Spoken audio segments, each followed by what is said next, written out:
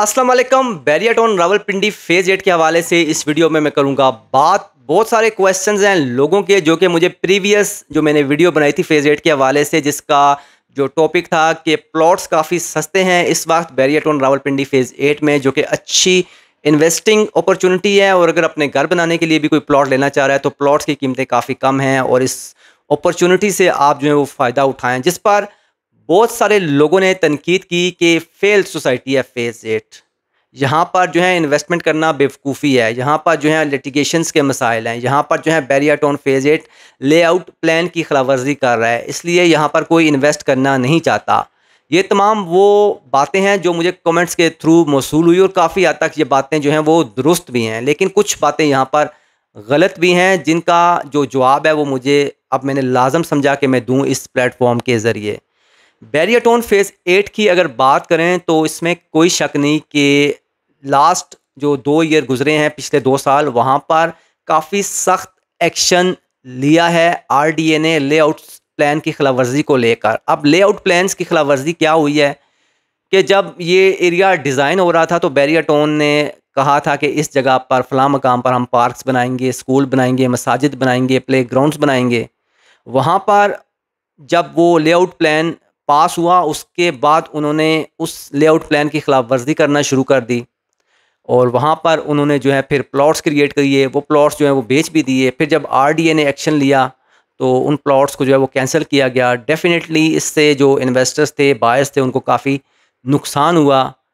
अब ये नुकसान पूरा करने का जो है उस पर काफ़ी अजाला भी कर रही है बैरियटॉन, प्लस उनको काफ़ी जो है वो फ़ाइन भी किए गए इस वजह से। एंड देन बहुत सारी जो प्रॉपर्टीज़ हैं उनकी सील भी की गई, हैवी जुर्माने लगे। अब जिन लोगों का नुकसान हुआ, मुतासरीन का क्या उन्हें मिला है, ये भी मैं आने वाली वीडियो में डिस्कस करूँगा कि जिन लोगों का नुकसान हुआ है, जो प्लॉट्स सील हुए हैं, उस पे जिन लोगों के पैसे गए हैं, मतलब बायर्स के, इन्वेस्टर्स के, क्या उनको रिलीफ मिला है या नहीं मिला, ये मैं आगे चलकर एक वीडियो में इस पर कम्प्लीटली बात करूँगा। और अगर किसी को नहीं मिला, कहाँ से मिल सकता है, वो भी बताऊँगा।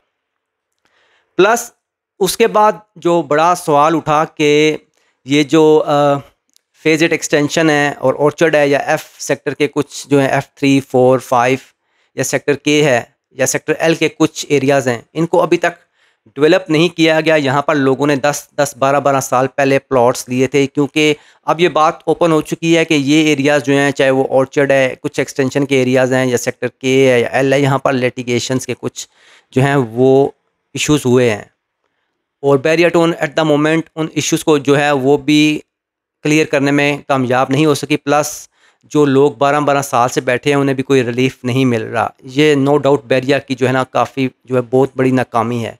इसको भी रेस किया जा रहा है मुख्तलिफ यूट्यूबर्स की तरफ से। एंड देन बाकी अगर देखें फेज़ 8 को, जहाँ पर पोजीशंस हैं, जहाँ पर जो हैं मकानात बने हुए हैं, जहाँ पर जो एरियाज़ डेवलप हैं, वहाँ पर अगर आप देखें, सर्विसेज देखें सफाई की, वो आपके सामने है। प्रॉपर एक्टिवली इस एरिया को जो है वो बैरियटॉन जो है वो मैनेज भी कर रहा है, चाहे वो सिक्योरिटीज़ के मामलात हैं। आल्दो अब ये इतनी एक्सपेंड हो चुका है फेज़ 8, मैंने अपनी एक पहले भी वीडियो में बोला था, लगभग 60,000 के करीब जो है वो प्लॉट्स हैं। तो इतनी बड़े एरिया को सिक्योरिटी को मैनेज करना जो है ना वो आसान नहीं रहा अब बैरियटॉन के लिए बनस्बत फेज़ 1 to 6 के लिए, जहाँ पर जो है वो काफ़ी लिमिटेड प्लॉट्स थे, काफ़ी लिमिटेड एरिया था, वहाँ पर तो जो है वो मैनेज कर रहे हैं। लेकिन phase 8 it's a big area, अब इसको सिक्योरिटी के ज़रिए मैनेज करना अब आसान नहीं रहा बैरियटॉन के लिए। लेकिन ये भी कह सकते हैं कि एक नाकामी है बैरियटॉन की। Plus development, roads, streets, lights, ये तो एट द मोमेंट सब ठीक जा रहा है, लेकिन गैस के मसाइल हैं और गैस के मसाइल जो है पूरे पाकिस्तान में, आई थिंक पंजाब, पूरे पंजाब में हैं, जो कि नए मीटर्स नहीं लग रहे। तो ये मामला जो है वो मुल्क को लेकर एक नेशनल मामला है, तो इसमें अब बैरियटॉन कुछ नहीं कर सकता। अलबत्ता जो एरियाज़ डेवलप नहीं हुए वहाँ पर जो मुतासरीन है, मेरा अपना मानना है कि उनको जो है रिलीफ मिलना चाहिए। तो इसके लिए हम भी आवाज़ उठा रहे हैं, अवाम भी निकल रहे हैं, गवर्नमेंट्स की जो आरडीए है वो भी इसमें काफ़ी एक्शन ले रही है। अभी एक्शंस कितने सीरियस हैं ये आप लोग ही हमें बता सकते हैं, क्योंकि मुतासरीन को एट द मोमेंट क्या रिलीफ मिला है इस बारे में न्यूज़ नहीं है।